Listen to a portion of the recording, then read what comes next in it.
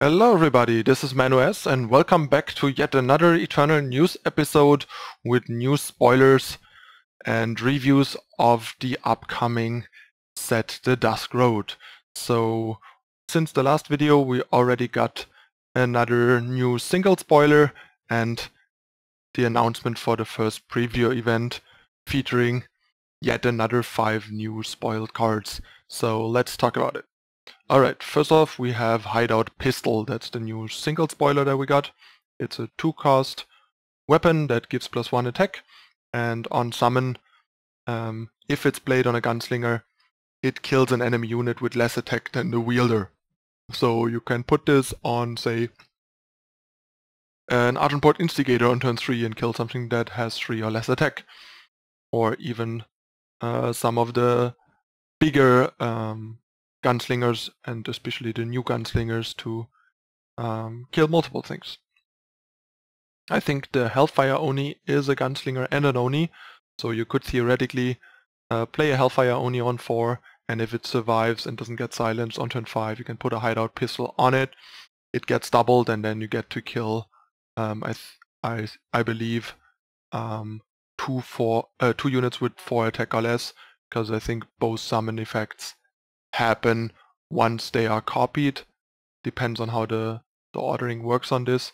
It's either one that has 3 or less attack and one that has 4 or less attack, or 2 that have 4 or less attack, if both weapons are already there when the summons happen.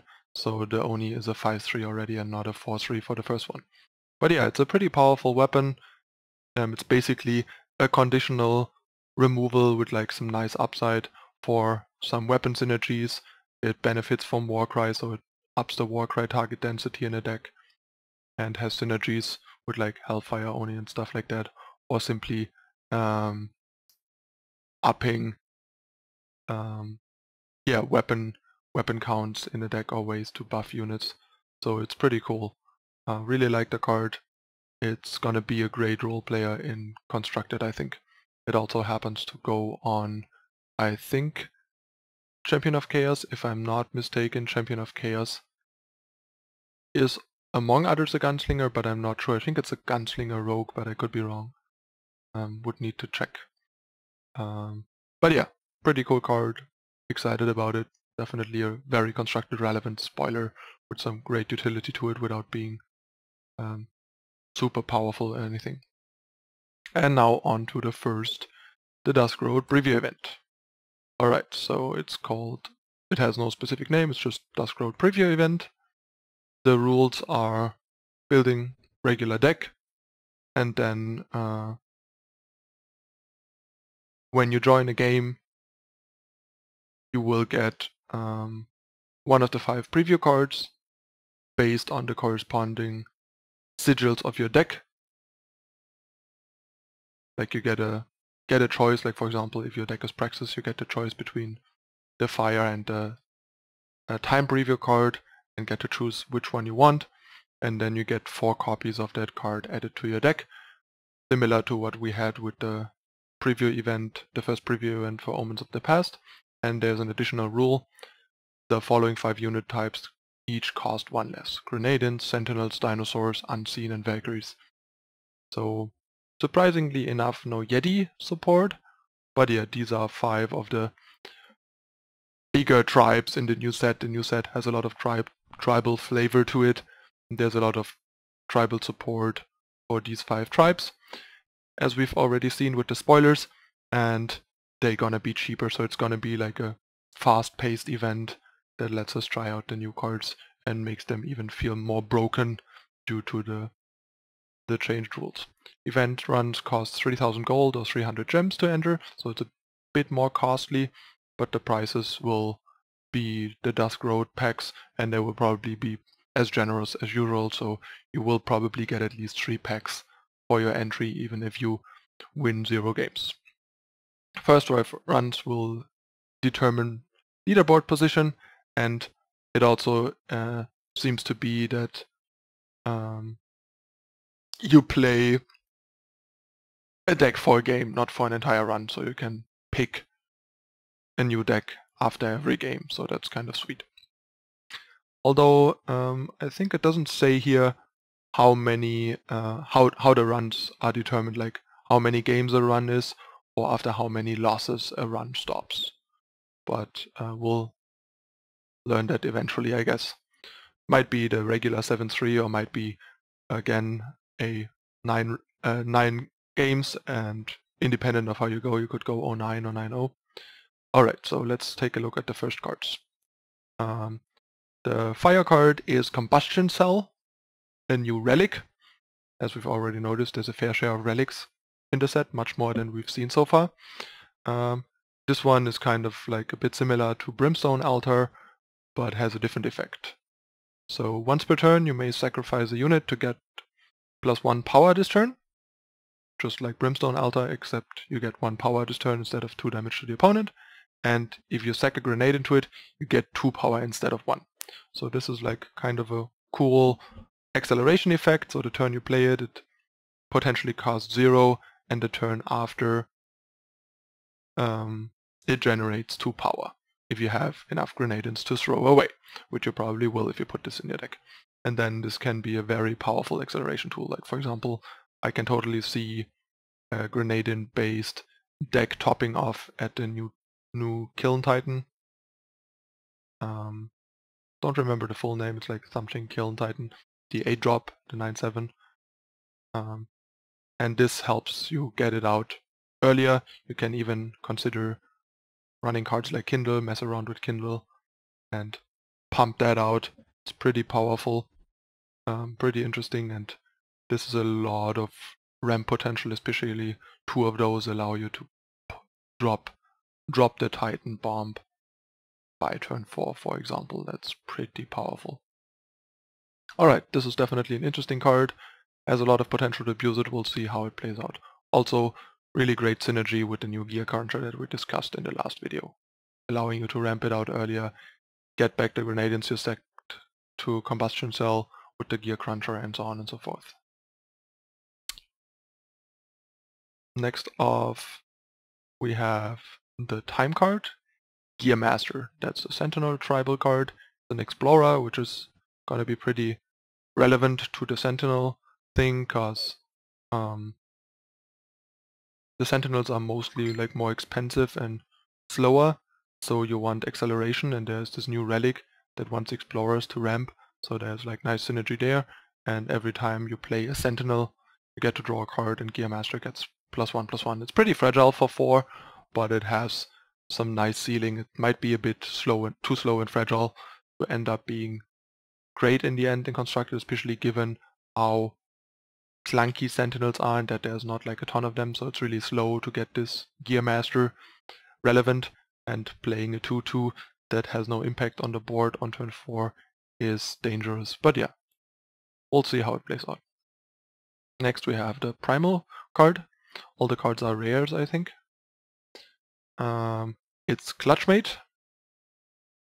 It's basically mirror image that costs 1 more, and if it copies a dinosaur, the original dinosaur and the new one get +1/+1. So this is really sweet on, say, Predatory Carnosaur, or especially imagine something like outside of the event, in the event even earlier, but outside of the event, Dilfex Stalker on turn 3, not using the killer. Turn 4 you Clutchmate the Dilfex Stalker, get 2 3/3 Dilfex Stalkers that suddenly can kill stuff and survive, and you also get the scout effect from bows and so on, so that's really sweet.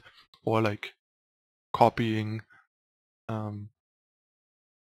dinosaurs that have been prior pumped by Evelina and so on. So there is some potential here. I'm not sure how well it's going to play out. 4 is a lot. It requires to have a good target in play. Also, I think if they kill it in response, you're not going to get a copy. Unlike with most other cards, this can basically fizzle in a very traditional way to fast spell removal. So that's another danger. So yeah, that's like, not sure if it's going to be good enough in a dinosaur-centric deck in the end or not. Maybe in some small numbers, like a 1-of or 2-of, because the interaction with like Dilfex Stalker alone is pretty sweet. Or even just getting like non-pumped copies of Evelina to trigger her multiple times and stuff can also be nice. The flexibility that it does not only work on dinosaurs is definitely a plus. Then we have the Justice card, Bisma Revered Elder. It's a 4-cost 3/3 for double Justice, and it's an unseen, so there's basically like a tribal card in each color for one of the 5 tribes that benefit from this event. When you play another unseen, Bisma gets a random battle skill. Not super excited here. 4 power 3/3, pretty low impact. Random battle skills can also be pretty low impact.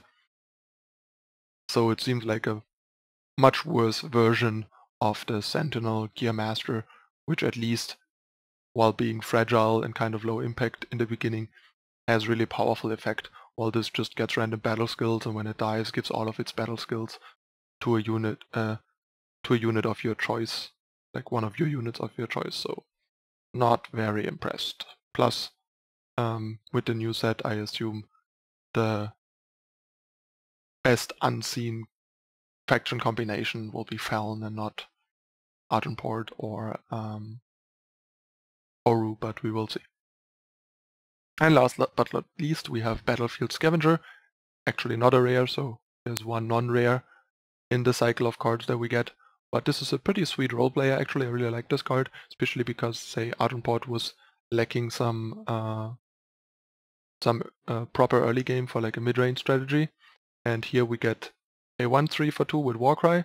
So it's basically the 1/3 Warcry Minotaur, except it's a Rogue Tinker, not a Minotaur, which is worse for Tavrot, of course, but it has a really sweet ultimate that makes it matter enough later, which is one of the problems with the 1/3 Minotaur, that it's kind of just like too weak later unless you hit it off a Tavrot. But the 3 health is really good against aggro, and the Warcry is really good against other matchups. And yeah, you can pay 5 to draw a Valkyrie from your Void and give it Warcry. So you can get back your Valkyrie and Forces, for example, give them Warcry and use them again. That's pretty powerful. 5 is a very reasonable cost for an ultimate on a 2-drop. And there will also be more nice Valkyries with the new set. They're pushing Valkyries more, so there might be more good targets coming. So yeah, pretty decent card. Might not make the biggest splash in the event in the end, simply because there's not a lot of good cards to pair this with. It's mostly Valkyrie Enforcer, so there's like not that much payoff. Like the most intriguing or powerful cards for the event seem Combustion Cell and Gear Master, and Clutchmate and Scavenger seem decent, and Bisma just seem abysmal, to make a bad pun here. Alright, that's my take on the new cards for the event. Event definitely looks interesting. It's gonna be a bit busted with like all these cards costing 1 less. Gonna be a very explosive and kind of crazy event, but something different is always appreciated in between, and it's a nice way to rack up packs by the cheap for the new set, because unlike with the new set coming out, where you always only get 3 packs for 3,000 gold, you have the chance to probably get like 4, 5, 6 packs or something per 3,000 gold, depending on how well you perform. I would assume that the packs, like it seems that the packs are only Dusk Road, so not mixed, so it's very possible that the maximum win amount will get you something like 6 packs. At least 5 though, probably. So yeah, you can grind this event to get a pretty good gold to pack ratio for the new event, better than buying packs when the set drops. So that's really sweet. Alright, that's it again for this Eternal News video. I'm looking forward to this event. Was wondering when they announced the first event to grind packs, because last time I think we had like 2 or 3 events to get packs before the set came out. I actually think it's not going to be like this time. I think they might have realized that they gave us a bit too many packs too cheap too early. And this time this might be like the only event, or one of maybe 2 events. Maybe there's one the coming weekend and maybe another one on the Christmas weekend if they don't release the set before Christmas, and then the set will come like the week after that event or something. Alright, that's it. Hope you guys get more and more excited about the new set, the same as I am. And If you enjoyed this video, don't forget to like down below, and if you don't want to miss anything in the future, please subscribe and turn on the notification icon. That's it from me for this time again. Thanks for watching. I'm Manu S, and I'm out. Bye.